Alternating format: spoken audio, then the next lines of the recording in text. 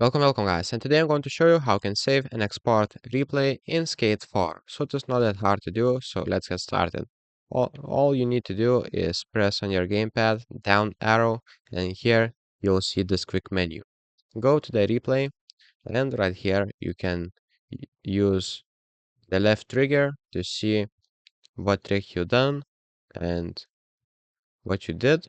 So using the L trigger, just go right here where you want your clip to start. So let's say I want to start clip right here. Click it on,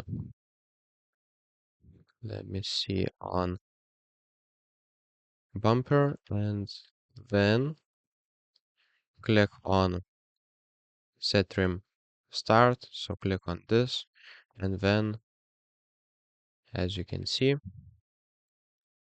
if I'm using the LT, you'll see the end where you want to set trim end, and then click on X.